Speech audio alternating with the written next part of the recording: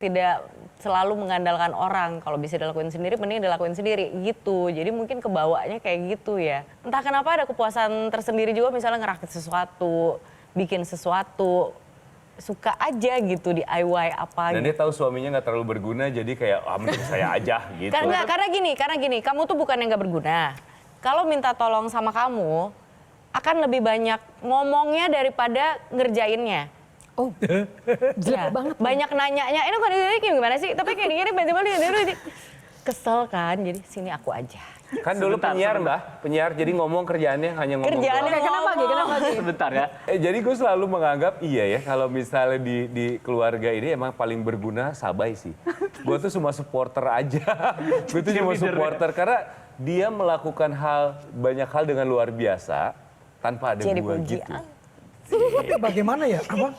Mengubah persepsi orang yang sangat patriarki. Karena saya pun mengalami itu, saya paling takut sama listrik kan. Oh. Sementara istri saya senang pasang listrik, senang naik atap satu hari. Dan saya senang berkebun. Satu hari saya siram bunga, istri saya sedang ganti lampu. Tetangga saya teriak, nggak salah Pak. Nggak kebalik. Buat saya nggak apa-apa. Iya, nggak ada masalah dengan yang itu. lebih susah itu ternyata menghadapi pandangan orang. Betul, kayak sekarang kayak ada pandangan kepala keluarga. Emang harus saya ya? Kayak lebih dia deh yang bisa banyak melakukan hal. Kamu aja nggak apa-apa kepala keluarga gitu kayaknya. Saya tuh bukan Kok orang. kayak lempar tanggung jawab gitu Bukan, nggak ya? bukan melempar tanggung jawab. Soalnya kalau dari dulu tuh ya itu soal tanggung jawab kan.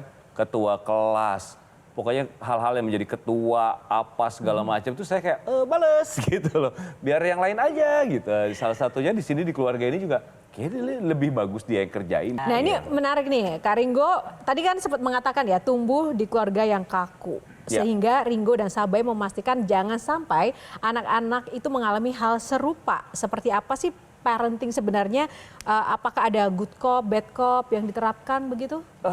Good cop, bad cop enggak sih? Enggak, good cop, bad cop. Kakunya itu maksudnya gimana? Tapi saya nggak pernah berantem depan anak, tidak. Sebenarnya ini adalah hal yang bergerak dengan sendirinya dan saya tuh emang kita berdua punya keinginan yang sama. Kalau saya tuh kaku karena ya saya tuh pengen punya keluarga yang jauh lebih hangat dari apa yang saya punya dulu.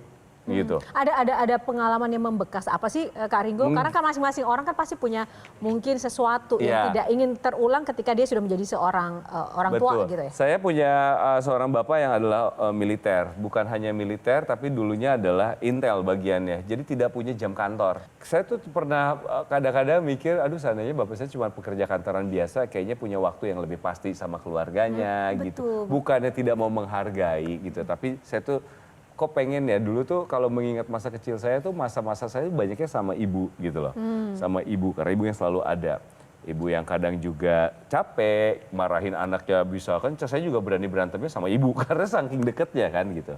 Nah, kalau saya ngelihat keluarga Sabay saya tuh selalu kagum gitu.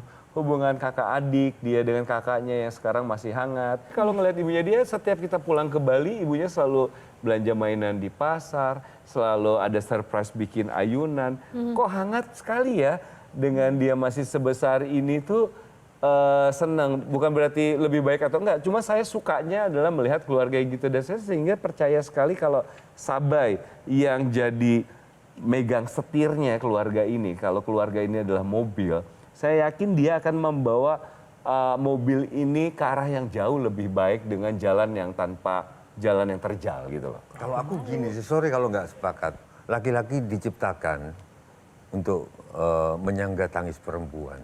Dan tangis perempuan itu diciptakan agar laki-laki melupakan tangisnya sendiri. Wih, Biar lebih kuat gitu. iya dalam ya. Kayaknya itu yang kamu lakukan, walaupun kelihatannya Iya sih, nggak tahu. Saya sebegitu percaya, saya tuh kalau dibilang adalah apakah saya feminis ya gitu. Karena saya tuh tidak melihat saya adalah, saya nggak pernah deh berantem, pernah nggak sih aku bilang, hei aku laki-laki di sini, kayaknya nggak pernah ya aku kayak gitu ya. no, kalau ngelihat kayak gini, kalian nggak bisa nipu aku, umurku udah 63 tahun. Wah, emang setua itu Mbak? Sorry. Enggak, aku soalnya masih muda. Soalnya kelihatan Sampai nggak ikut anugerah dan lain-lain karena harus nemenin anak. Anak nggak bisa tidur kalau nggak ada Sabay. Iya, betul. Tapi kuat dugaanku bahwa anak-anak jauh lebih dekat sama kamu. Enggak, Mbak. Enggak, Mbak. Tapi Bjorka deket lah sama aku. Enggak Kalau sih ada deketan. maunya. Ya kalau ada maunya sih. Enggak. Tapi saya berani jamin one day anak-anak itu akan lebih dekat sama saya. Iya, Iya. karena cowok-cowok Iya. juga.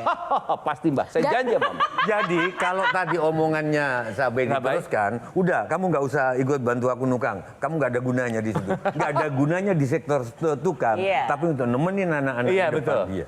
Iya, saya ada teman main anak-anak.